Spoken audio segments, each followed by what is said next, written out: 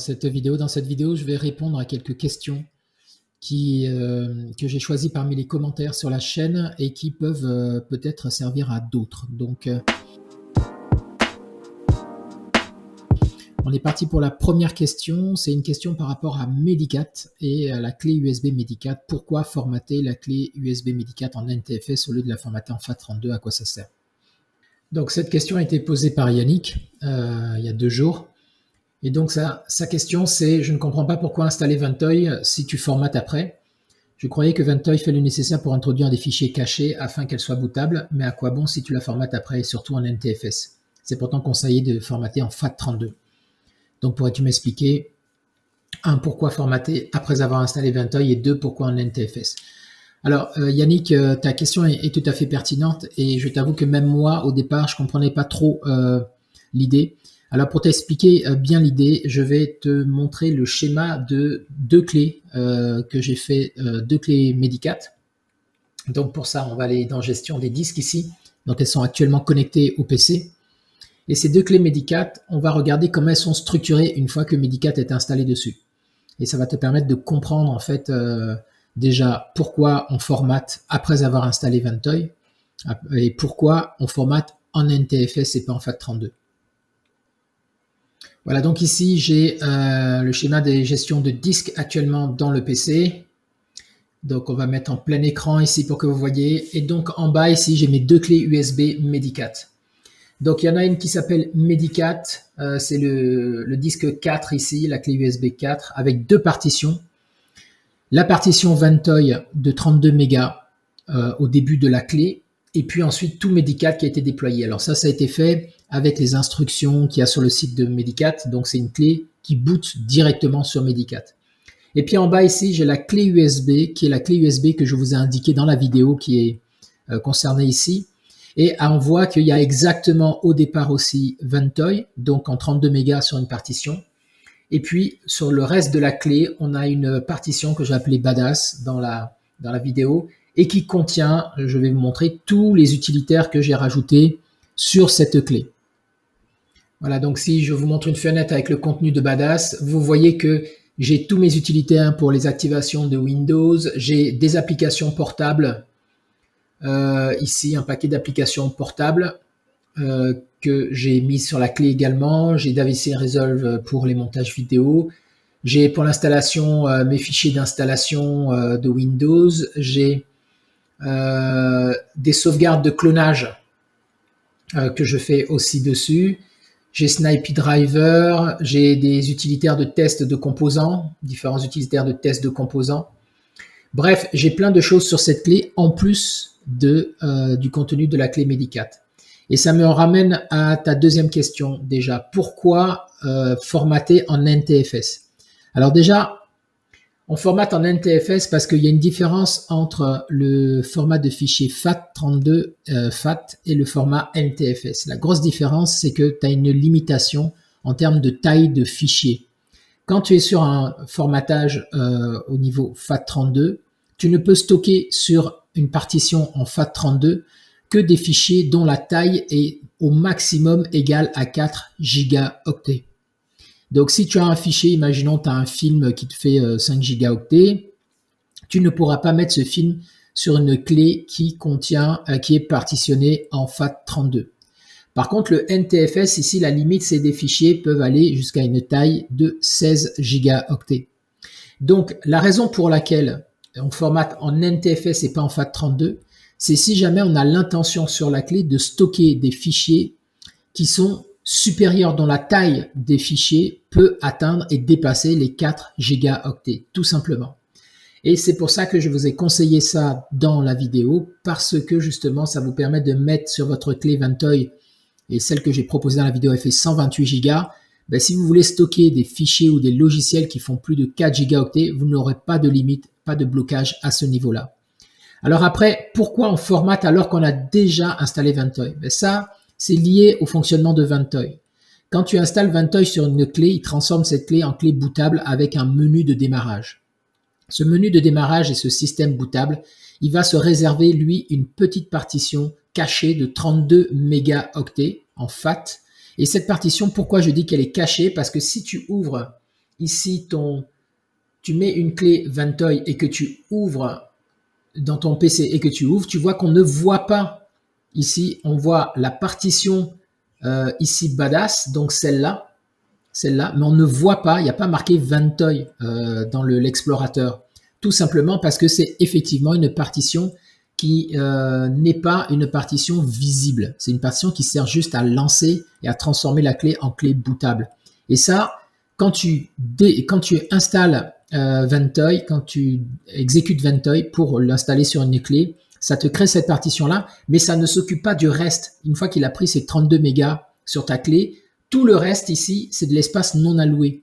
Donc, il va falloir que dans cet espace non alloué, tu le partitionnes, donc tu crées un système de rangement de fichiers, donc c'est le partitionnement, et que tu choisisses comment tu veux que ce système de partitionnement, quelle est sa nature, est-ce que c'est du FAT, du NTFS, du XFAT, etc. Et donc là, moi, je recommande du NTFS, et c'est qu'à ce moment-là que cette partition va être accessible par Ventoy. C'est-à-dire que si tu mets des images ISO ici dans des dossiers, Ventoy est capable, même si tu les as rangées dans différents dossiers, etc., il va scanner au démarrage du boot, il va scanner toute la clé et il va aller chercher toutes les ISO qu'il trouve et il va te les proposer dans un menu de démarrage, le fameux menu de Ventoy, qui va te permettre de pouvoir démarrer sur tes ISO qu'il y a sur la clé, même si elles sont rangées dans différents dossiers. C'est pas important. Tu n'es pas obligé de le mettre dans un seul dossier, tu n'es pas obligé de les mettre à la racine ici de badass, tu les mets où tu veux. Alors, pour s'organiser, ce qu'on fait, c'est que, tu vois, moi, par exemple, toutes mes installations, elles sont dans Windows ici. Voilà, j'ai mis toutes mes images ISO ici. Mais elles auraient très bien pu traîner en vrac ici ou dans différents dossiers. Ça pose aucun problème. Ventoy, quand il se charge, la première chose qu'il fait, il prépare, pour préparer son menu, il scanne ta clé et il va aller mettre toutes les ISO dans sa liste du sommaire de démarrage. Donc, voilà pour répondre à ta question. Donc, si je reprends plus structuré, à quoi bon formater la clé après? Parce que si tu ne la formates pas, ben, tout l'espace de la clé sur lequel tu dois mettre tes ISO, ben, en fait, tu ne pourras pas les stocker parce que ça sera de l'espace non alloué. Donc, il faut bien formater la clé après avoir installé Ventoy. Parce que Ventoy va installer juste sa partition à lui et créer son espace de partition, mais pas le reste de la clé. Ensuite, pourquoi en NTFS? Ben parce que maintenant, comme je t'ai expliqué, tu peux le laisser en FAT32 si tu veux, c'est pas un problème. Sauf que si tu veux mettre des fichiers de plus de 4 gigas, alors c'est pas la taille totale, hein, c'est vraiment par fichier. Il faut pas que la taille d'un seul fichier sur tout cet espace-là dépasse les 4 gigas. Dans ce cas-là, tu restes en FAT32. Si tu as l'intention de dépasser ces 4 gigas, tu passes en NTFS. Et pourquoi on le fait après avoir installé Ventoy? Ben oui, là, c'est ce que je t'expliquais tout d'abord. Voilà, donc j'espère que ces explications te satisfassent. Si c'est pas le cas, mets-moi ça en commentaire afin que je redéveloppe un peu plus. Mais je pense que là, j'ai assez développé ce sujet-là. Allez, on passe à une prochaine question. Ok, la prochaine question, elle est de Ben Sami. Ben Sami me dit « Merci pour ta vidéo explicative. Serait-il possible d'avoir la liste des utilitaires portables que tu as rajoutés dans le dossier de ta clé? Cela nous serait utile. » Ben, écoute Ben, il n'y a aucun problème. Donc, c'est la clé que je viens de brancher. Donc, c'est celle-là. Donc, les utilitaires, alors, desquels tu me parles? Utilitaires portables. Alors, les utilitaires portables sur la clé, alors, c'est essentiellement des utilitaires de test pour les composants que j'ai dedans. Donc, tu vois, j'ai AIDA. AIDA, c'est un utilitaire qui va te permettre de faire du benchmark, d'avoir le contenu. En fait, il va te dire tout ce que tu as dans un PC. Donc, une fois que tu le lances, il est en portable. Et c'est une fois que tu le lances, il va te scanner le PC puis il va te mettre tout ce qu'il y a. L'avantage de AIDA, c'est qu'il va te mettre les références, par exemple, de la carte mère et il va te dire les pilotes actuellement qui sont chargés pour chacun des composants sur ton PC. Et ça te permet aussi de savoir quel est le fabricant pour pouvoir aller chercher des informations, des caractéristiques en ligne et éventuellement pouvoir aller charger les pilotes. J'ai CPU fréquence Z. Alors CPU fréquence Z, c'est un utilitaire pour tester le processeur qui est installé. C'est comme, voilà, c'est ça, CPU Z. Crystal Disk Info, alors j'en ai parlé dans 2 vidéos, les vidéos qui sont consacrées à comment tester un disque dur. Tu vas avoir Crystal Disk Info et Crystal Disk Smart, j'explique comment les utiliser. Donc ça, c'est pour tester les disques durs, savoir l'état de santé d'un disque dur. G-Smart Control, il fait la même chose, ainsi que HDD Scan et Victoria. Tout ça, c'est des utilitaires qui servent à tester les disques durs. Donc voilà ce que j'ai dans mes utilitaires de test. Alors, dans les applications portables ici, ça, ce sont les applications portables que j'ai rajoutées pour pouvoir les ouvrir avec Medicat. Donc, tu vois, on retrouve Crystal Disk. Alors, oui, voilà. Donc là, tu vois, Tresize Free, ça permet de savoir quel est l'espace qui est occupé par tes différents fichiers sur un PC. Revol Installer, bon, ça, c'est pour te permettre de désinstaller proprement des logiciels. Là, tu vois, j'ai mis des jeux portables qui passent pour un gestionnaire de mots de passe. Kaspersky Killer portable, bon, ça, c'est pour certains. Ça te permet de lancer un exécutable de Kaspersky qui va scanner le PC, c'est un antivirus. Eraser portable, donc ça aussi, ça permet de supprimer proprement des fichiers. GIMP, ça te permet de traiter des images. Google Chrome, ça te permet de naviguer en mode portable, donc tu n'as pas besoin de l'installer sur un PC. Donc je peux booter sur la clé puis utiliser Google Chrome. VLC, Thunderbird, c'est un client de messagerie. VLC, bon, c'est lecteur multimédia. Marble, ça c'est un jeu. Breakout, c'est un jeu. WinKey, ça te permet d'avoir la clé qui est installée, la clé Windows qui est installée sur le PC. ShareX, c'est un partage d'écran, ça te permet pas un partage d'écran, mais un capture d'écran, ça te permet de filmer ton écran, voilà. Donc voilà ce qui sont les utilitaires que j'ai mis là. Donc rien de bien magique en réalité. Snappy Driver, je l'ai mis aussi ici. Ça permet de pouvoir. J'ai fait une vidéo là-dessus, c'est pour avoir pour précharger en fait la bibliothèque de plein de drivers. Et puis comme ça, quand tu as un PC sur lequel tu dois mettre à jour les pilotes et que tu n'as pas une connexion internet, ben là comme il a préchargé dans une bibliothèque plein de drivers, ben tu vas aller piocher dedans pour pouvoir mettre à jour les pilotes. Voilà ce que tu vas trouver sur ma clé. Et évidemment, ça change tout le temps. Dès que je trouve quelque chose, je le mets et puis ça remplace. Donc c'est un contenu qui bouge beaucoup.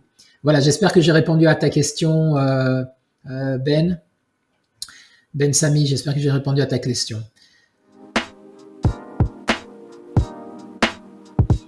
Oui, je voulais finir avec ça. Merci ML. Pour ta précision, c'est vrai que là actuellement donc j'ai la formation qui vous permet de créer des disques durs qui sont préparés avec des Windows configurés aux petits oignons que vous allez pouvoir simplement remplacer des disques durs qui sont défaillants dans des PC pour soit faire un diagnostic et savoir si c'est le problème vient du PC, du disque dur ou pas, et éventuellement réparer le PC et éventuellement aussi reconditionner un PC avec ses disques à l'avance en temps record, hein, 5 minutes. 5 minutes, c'est le temps qu'il vous faudra pour débrancher l'ancien disque et le remplacer par votre nouveau disque. C'est un peu cette formation, c'est comme ça que j'imaginais ça. J'en ai eu marre là, il y a un an, je me suis dit bon, c'est pas possible, à chaque fois que j'ai des clients qui rentrent dans la boutique, je dois à chaque fois refaire la même chose, c'est-à-dire quand il faut reconditionner un PC, il faut réinstaller un Windows au propre, il faut réinstaller tous les logiciels, il faut réinstaller les mises à jour. Bon bref, ça commençait à me saouler. Donc je me suis dit il y a forcément un système qui va permettre de pouvoir accélérer ça. Et donc j'y ai réfléchi et ce que j'ai vu sur les sites internet, c'était des clés USB avec des Windows qui étaient déjà un peu tunés, sur lesquels on pouvait démarrer sur ces clés-là pour installer un Windows qu'on avait déjà préconfiguré pour gagner du temps sur l'installation. C'est-à-dire que ça fait sauter certains menus d'installation. Donc si vous voulez faire des recherches dessus, c'est NT-Lite qui fait ça.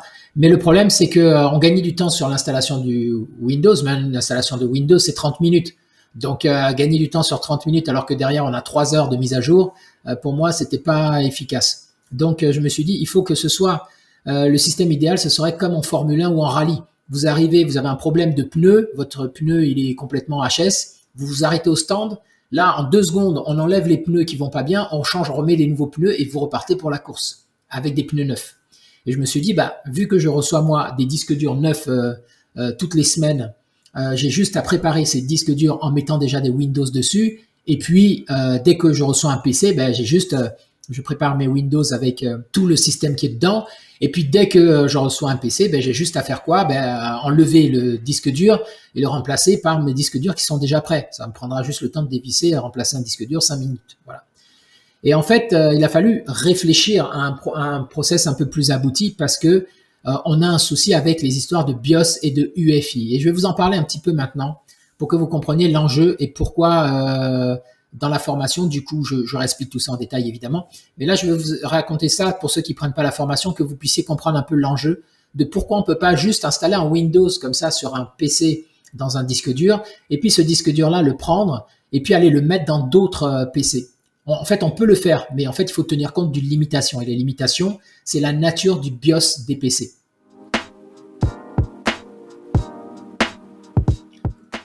Donc, en fait, ce qu'il faut comprendre, c'est que quand vous avez un PC, que ce soit une tour ou un portable, quel que soit son âge, vous avez dedans des composants, donc la carte mère, le processeur, la RAM, l'alimentation, etc. Donc, il y a ces composants-là.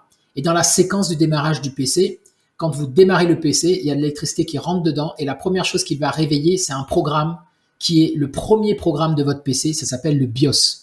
Basic Input Output System. Et ce BIOS-là, son rôle, c'est de tester que tous les composants vont bien et ensuite d'aller réveiller Windows. Et Windows, lui, il est sur le disque dur, ok? Alors que le BIOS, lui, il est sur la carte mère. C'est pour ça qu'en fait, il se réveille en premier.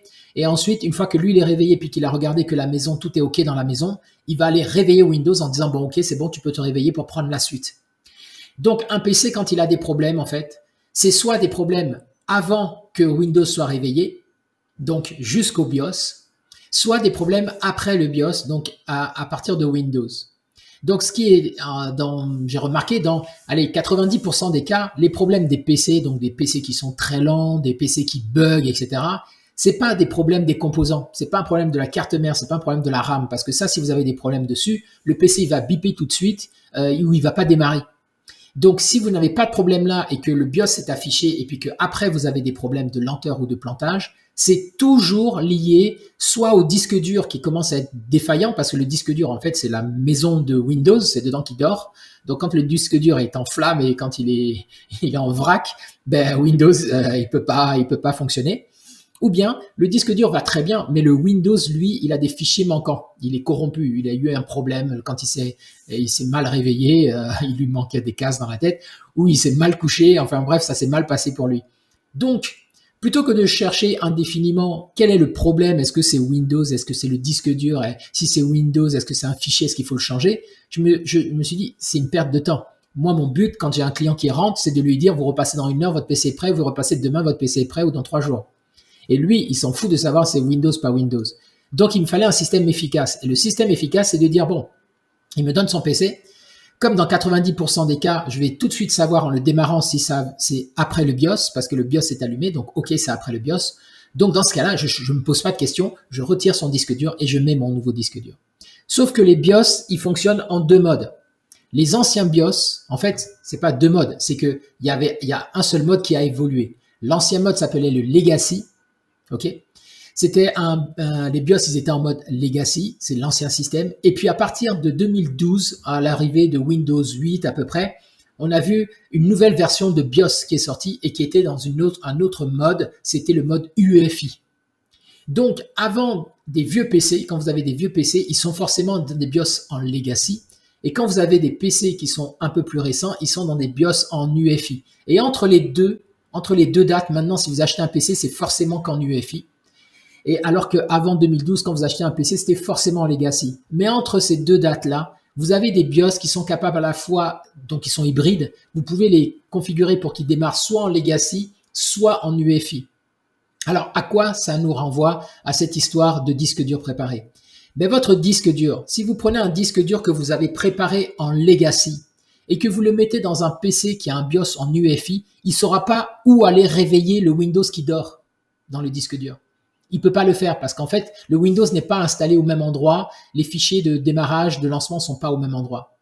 Donc, si vous voulez que, en fait, il puisse réveiller le Windows, il faut que le Windows ait été préparé en UEFI comme le BIOS. Et si le BIOS est en Legacy, il ne peut pas aller réveiller un Windows qui est en UEFI. Il faut que le Windows ait été préparé, le disque dur, en Legacy. Donc, une fois qu'on sait ça, en fait, il n'y a que 3 types de Windows possibles à installer sur un PC aujourd'hui, en 2024. C'est soit des Windows 10 en Legacy, soit des Windows 10 en UEFI, soit des Windows 11. Et les Windows 11, ils sont forcément en UEFI. Donc, dans la formation, ce que vous allez apprendre, c'est comment vous pouvez créer sur un disque dur, vous pouvez créer 3 systèmes, donc 2 Windows 10, un en UEFI, un en Legacy et un Windows 11. Et ça, vous allez prendre ces systèmes-là, Vous allez les prendre en photo une fois que vous les avez installés. On apprend dans la formation à les installer sur un disque dur, à mettre tout ça bien au propre, à faire toutes les mises à jour en plus du Windows, à installer tous les logiciels qu'il y a dessus, à préparer également toutes les mises à jour des applications, à activer l'antivirus. Et une fois qu'on a donc un truc qui est nickel, on va prendre ce truc-là, on va le prendre en photo avec un logiciel gratuit. Et puis cette photo, on va, avec le système que j'explique dans la formation, on va être capable de prendre cette photo et de la dupliquer sur un disque dur vierge en 10 à 15 minutes. À chaque fois qu'on aura donc besoin, on est face à un PC qui a besoin d'être reconditionné, qui a besoin d'être réparé, on regarde juste est-ce qu'il est en legacy ou est-ce qu'il a son BIOS en legacy ou en UEFI, et on prend le disque dur qui est déjà préparé en legacy ou en UEFI, et on dévisse l'ancien disque dur, on remet celui-là à la place, exactement comme avec notre histoire de pneus au stand. Et là, on rallume le PC et c'est bon, on est déjà sur un système nickel. La seule chose qu'on a à faire si c'est pour du reconditionnement, c'est brancher ensuite l'ancien disque avec un adaptateur USB SATA au nouveau PC, enfin au PC qui a été réparé avec notre nouveau disque, et de transférer les données du client dedans. Si c'est pour faire un test, on a un PC qui arrive, il est complètement en vrac, on se pose pas 10 000 questions, on dévisse, on prend le disque dur, on le branche à la place de l'autre. S'il démarre, c'est que ça n'a rien à voir avec les composants, c'est que ça va avoir avec le Windows ou avec le disque dur. Et là, pareil, on a un diagnostic en 5 minutes, ce que j'ai expliqué dans une précédente vidéo. Et quand c'est pour réparer un PC, c'est la même chose, en fait. Donc, ce système-là est un système qui est comme une baguette magique qui va vous permettre très rapidement de créer vos disques durs à l'avance et puis simplement de dévisser et de les remplacer dans les PC. Voilà, c'est ça que j'explique dans cette formation qui est encore en lancement. Alors, je me suis planté et merci à ML de me l'avoir dit. J'ai parlé de 7 avril, je crois. Non, c'est jusqu'à mardi prochain midi, donc on sera le 7 mai. Mardi prochain midi, elle est en lancement à 60 €, après elle passera dans son tarif habituel. Donc 250 €, je pense que je la mettrai. Voilà, donc si ça vous intéresse, profitez-en tant qu'elle a ce tarif-là. Cette formation, c'est vraiment la formation pour ceux qui veulent gagner du temps, mais c'est aussi la formation pour ceux qui s'y connaissent pas trop et qui veulent dépanner des PC. Bon, en fait, c'est le truc idéal parce qu'en fait, vous vous posez pas de questions. Vous débranchez le disque, vous remettez, ça, il suffit d'avoir un tournevis. Vous pouvez même le faire directement chez les gens parce qu'en fait, ça va vous prendre 5 minutes de le faire. Et après, vous aurez tout de suite la réponse au lieu de bafouiller à chercher est-ce que c'est un fichier Windows qui est mort, est-ce que c'est un problème de disque dur, etc. Bon, bref, ça va vous le dire tout de suite parce que vous remplacez l'ancien par le nouveau. Si ça marche, c'est que l'ancien était mort. Voilà, c'est pas plus compliqué que ça. Donc voilà ce que je voulais vous dire dans ces vidéos. Donc j'espère qu'elle vous sera utile.